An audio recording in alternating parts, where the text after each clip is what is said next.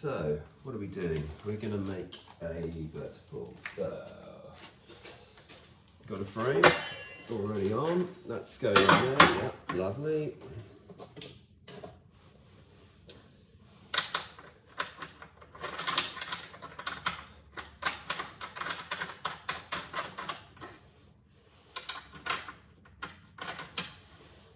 Interesting. A lot of people ask the question, really, why we choose to make our intentional habitats by hand and not use technology to do it. And you know, whilst I'm personally, all of us here really are big fans of technology. Got technology in my pocket.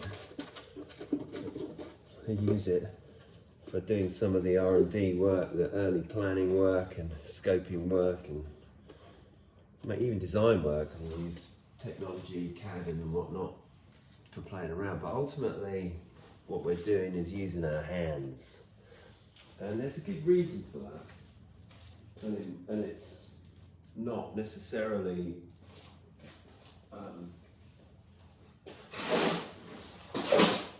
what you think.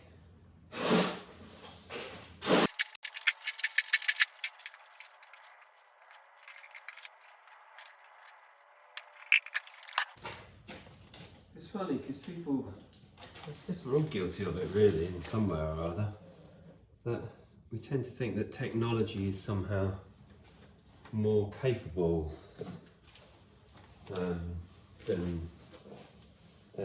than our, you know, just us, just human beings doing their thing. And of course, you know, I suppose it's true to some degree that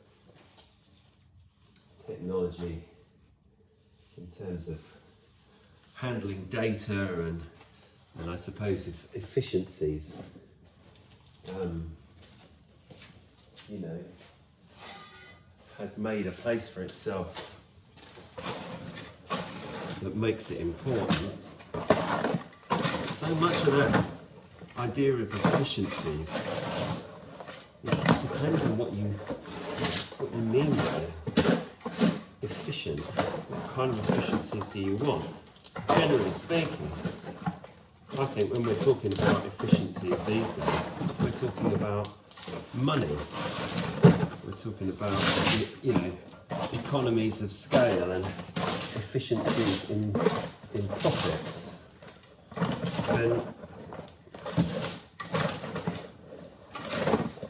that's not always going to yield the best efficiency, potentially. That would be my argument, in terms of the best things that we can do, the best objects that we can make. You know, because when it comes to arts and crafts and creativity, you don't really judge a creative endeavour by its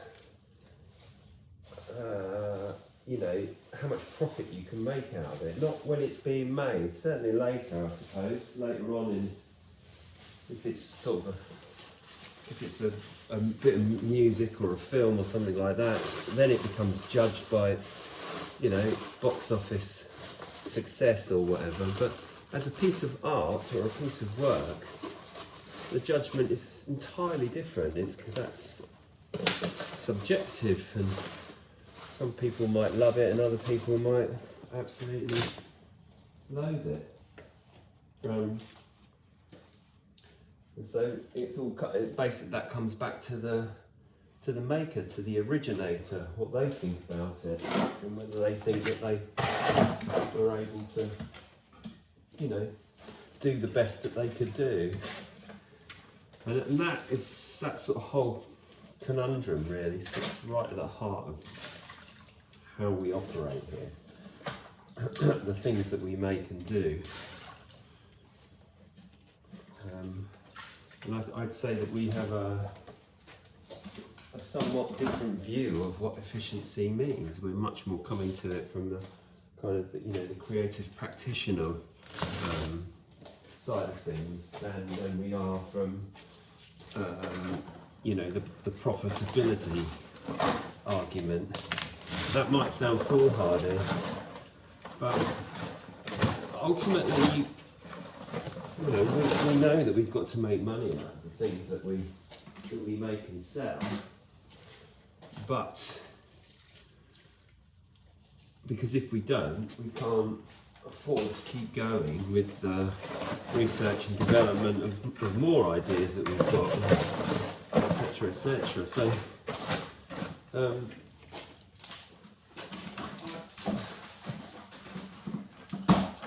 think there's nuance in all of this that often gets left out or forgotten when it comes to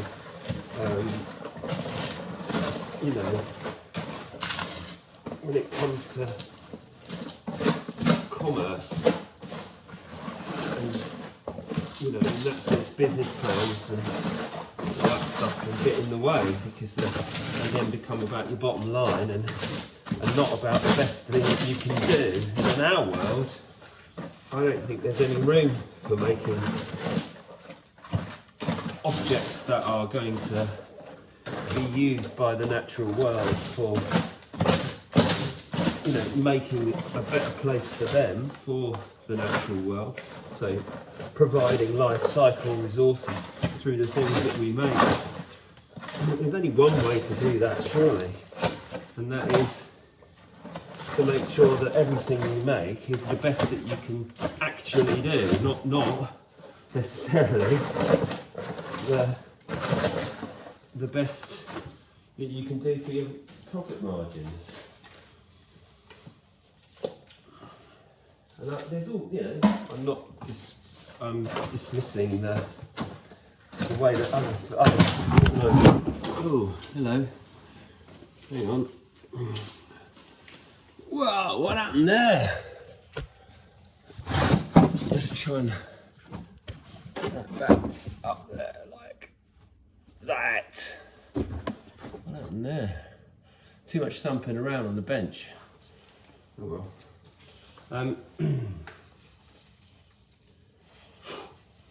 Gloves back on. Anyway, the upshot of all this is that our chosen route to making what we call intentional habitat, others call eco-engineering and other things, is to do it by hand. And then for us there is absolutely more than one reason to do it by hand. So there's a lot of vibration here. I wonder the camera fell over. Not do that again. Right. And there is an efficiency of hand making that I think tends to be forgotten. Because the assumption that technology is always going to yield better results is just not right. It's just entirely wrong. And what I think we're able to demonstrate with our methods, articology methods, is that just because it's handmade, it doesn't necessarily mean it's going to take forever to make. And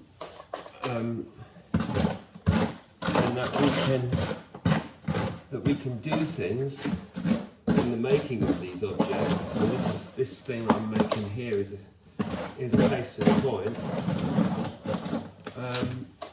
We can do things that technology can't yet do. So there's another good reason, not because we're just, being fuddy-duddies about all of this and we want to be old-fashioned and whatnot, but because actually this technique gives us opportunities to create objects that just can't really be done any other way, or if they can, certainly not at the speed that we can do it. And I'm going to try and, hopefully you'll see what I'm talking about as we get this thing made. So this is a standard, well, it's not a standard actually, it's a Sandown model vertical with a weird bracket system, but that's because the client asked for a vertical bracket. Normally the brackets come out the side, but because they're going onto wooden timber piers on a bit of infrastructure in the intertidal zone somewhere in the northeast, I think, of England, that means they need these upright brackets because it fits the stanchions that they're fitting onto. So I'm aware that this looks a bit Stone Age and a bit, not very technical, and in that sense that it isn't, but it's taken a lot of thought and effort and energy to get this technique together, and this is with 10 years now in the making of making objects this way, and of course over that time we've really perfected this method. Now, because of the type of concrete we use, which is this reduced carbon, what's a natural cement based material, we're able to make these things very quickly, and that's just simply because the set time of this concrete is so quick. And I think I can demonstrate, why there's still a place for crafting, hand making in a world that is obsessed with technology, large language models and AI, 3D printing, computer driven, this, that and the other. I've got a computer, it's housed in my skull.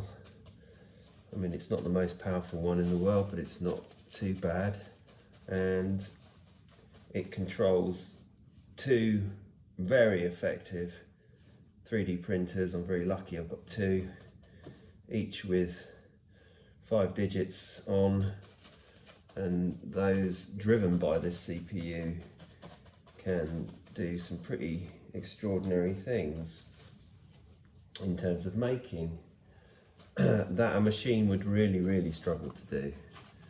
And one of those things is the fact that every vertical, which is what this is, did I say that? I can't remember, that we make is an original. There are no identical ones. Each one is different. And even the tools that we use are made by hand. This is a thing we call a lamp spaggler. Puts a nice ribbon texture on a wet surface of concrete,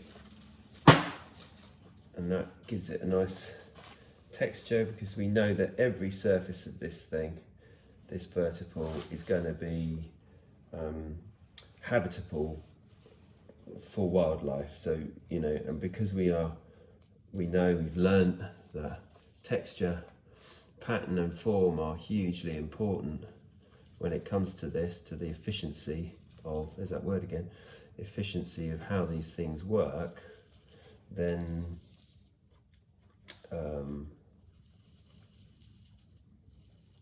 fingers are a great way to create texture, pattern and form. And you'll see I'm going to use a few rudimentary tools along the way, but essentially it's mostly just going with fingers.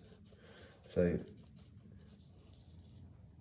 I'm just creating these little divots and pockets and little holes. Again, these are all patterns and shapes and forms that we have observed when they're out in the field and seen how they function, or what kind of habitat they provide for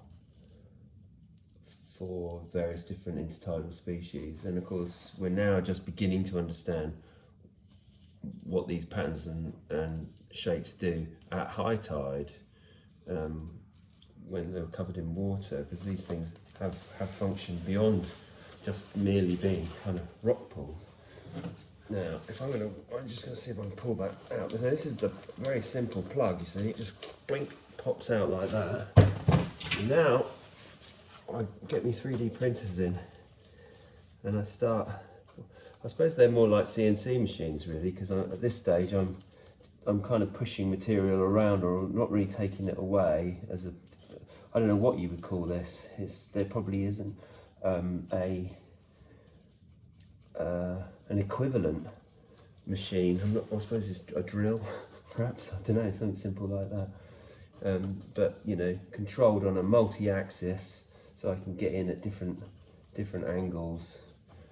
And because already the viscosity of this material is changing fast, so I don't have a huge amount of time to work with it, but I can start to get in some amazing detail. And look, overhangs, impossible to do with any, you know, even the most modern moulding and casting systems that will get used for making most concrete objects. They're pre-cast in some way, or cast in situ sometimes, but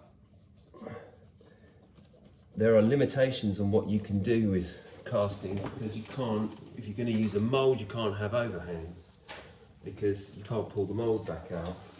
So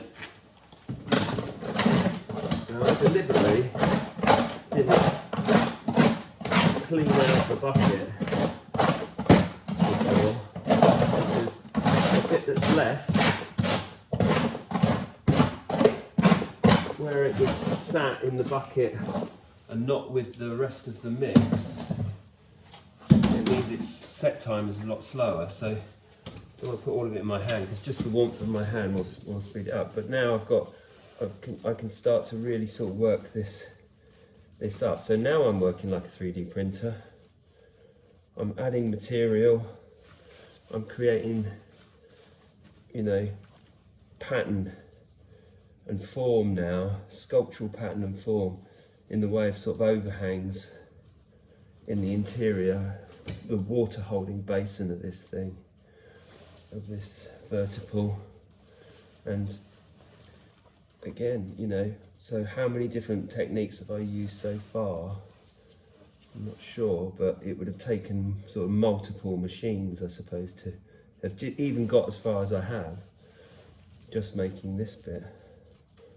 So now I'm going to come across this top and have another overhang here, because what we know is that the overhangs are really, really good for creating little niches for things to make their homes in.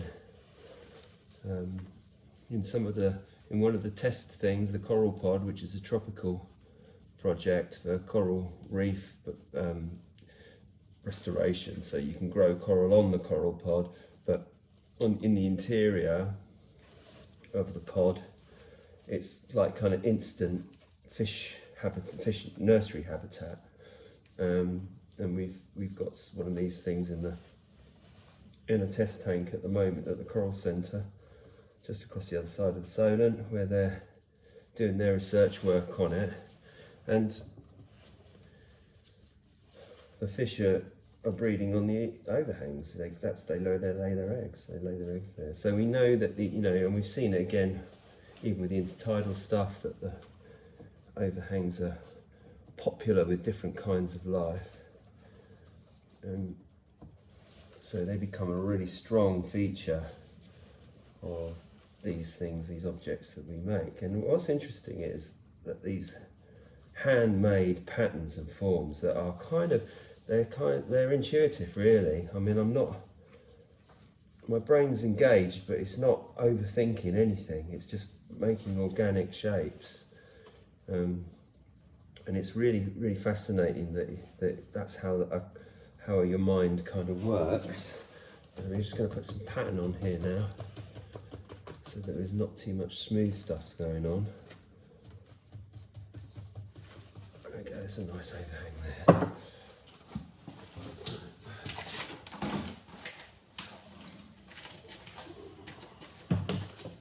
almost done. I mean, it is done really. It's only because I've got a little bit left in my hand. I'm still going, but I mean, that is kind of it. So how long did that take? You know, and what we're interested in is the fact that these techniques are completely learnable. We can teach them, and anyone can make these objects that will provide life cycle resources for wildlife in urban settings. You know, that's what we're all about. We're about bringing wildlife not just to the kind of, you know, the sea settings, the ocean settings, or marine and intertidal, but to land as well, because we know that these same patterns, when they're reproduced for you know, for in terrestrial settings, you get very similar results. That life likes these organic, random, they call it heterogeneity in the science world, and that's, you know, that is what we're able to do, making things this way.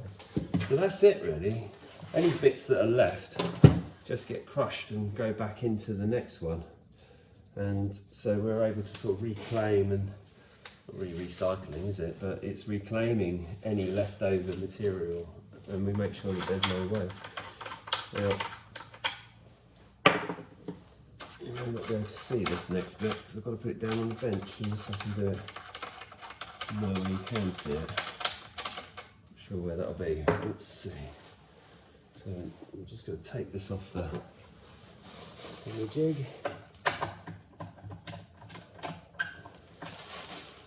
These are going on a vertical wall, so the jig is set to the vertical. If they were on a sloping wall, then we would set the jig to the same angle as whatever wall it's going on. That way this surface always remains parallel to sea level. Alright, that comes off like that. Can we see that? Maybe just, whoops, stop that out there, a bit heavy, but that's okay. It shows you how set it is, set solid. Can you see that? No, you can't, never mind. I'll hold it up in a second. Peel off the plastic, trim the edges a little. Don't need all that in there, that's good. And then, there we go. That's a Sandown model vertical with lovely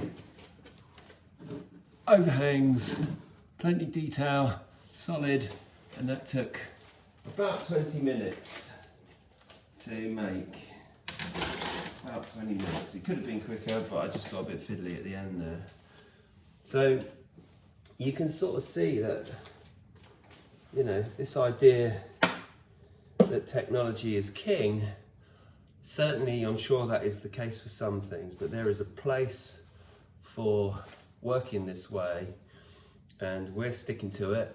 There's plenty of other folks using technology and big moulding systems, and you know, it would be great to work with them actually. I'd love to get my hands on one of these massive concrete, you know, sections that have got holes in that they deploy in the intertidal zone, because I think the team here, we could work up one of those designs probably on site, you know, and bring some of this complexity this kind of structural complexity that we can make by hand. We could bring that to more or less anything, and not only if we can do it, that means, you know, we can train people who live in these places to do it as well. And that's the idea. That's Articology Co-Create. That's what that's all about. But that is a discussion for another day.